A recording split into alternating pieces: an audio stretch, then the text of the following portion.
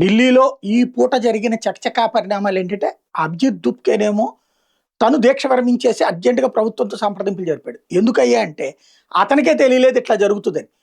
జంతర్ మంతర్ దగ్గరికి రమ్మంటే ఎవడు రాలేదు. కానీ అకస్మాత్తుగా వేలాది మంది పార్లమెంట్ ముట్టడికి మాత్రం వెళ్ళిపోయారు. ఇతనిచ్చిన పిలుపుకి ఇతను లేడక్కడ. బదులుగా ఇతని పేరుతో ఇతని పిలుపు వంకబెట్టి అక్కడికి పెద్ద ఎత్తున వెళ్లారు. ఎవరు వాళ్ళు అంటే ఏఐఎస్ఎఫ్‌తో పాటుగా, ఏఐఎస్ఏతో పాటుగా పలు సంస్థలకు సంబంధించినటువంటి వాళ్ళు. అది ఒక ఎత్తు. రెండవది అక్కడికి ముందుగానే 2 లారీల రాళ్ళు ఆర్డర్ ఇచ్చారు. అక్కడికి రమ్మనమని చెప్పారట. ఆ తర్వాత ఆ ఫోన్ ఎవరూ ఎత్తలేదట. దాంతో ఆ డ్రైవర్ పక్కన కూర్చున్నారు. ఆ రాళ్ళు ఉద్యమకారులు అక్కడికి తెప్పించిన రాళ్ళు. దాంట్లో ఒక లారీని స్వాధీనం చేసుకున్నారు. బట్ ఈలోపు ఇంకో లారీలో ఉన్నటువంటి రాళ్ళు తీసుకుని పోలీసుల మీద రాళ్ల దాడి జరిగింది. అయినా సరే పోలీసులు కాల్పులు జరపలేదు.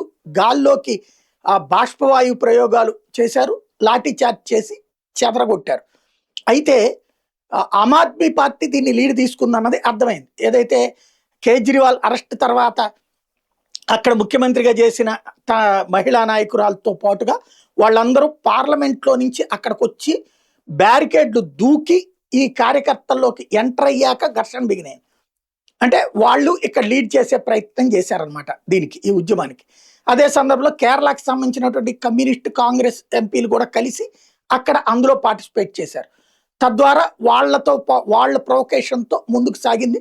పార్లమెంట్లోకి ప్రవేశించే ప్రయత్నం చేసినప్పుడు లాఠీ చార్జ్ చేసి చెదరగొట్టారు. అయితే ఇప్పటికి కూడా ఆ పక్కన రైల్ భవన్ ఉంటుంది. ఆ రైల్ భవన్లో కొంతమంది చొరబడి అట్నుంచి పార్లమెంట్లోకి ఎంటర్ అవ్వాలన్నట్టు ఒక ప్రయత్నం. ఇవాళ రాత్రిలోపు ఏదో ఒక విధంగా పార్లమెంట్ లోపలికి అడుగు పెట్టాలి. ఒకవేళ అలా అడుగుపెట్టే ప్రయత్నంలో పోలీసులు కాల్పులు జరిపితే ఒక 4-5 యువకులు చచ్చిపోవాలి.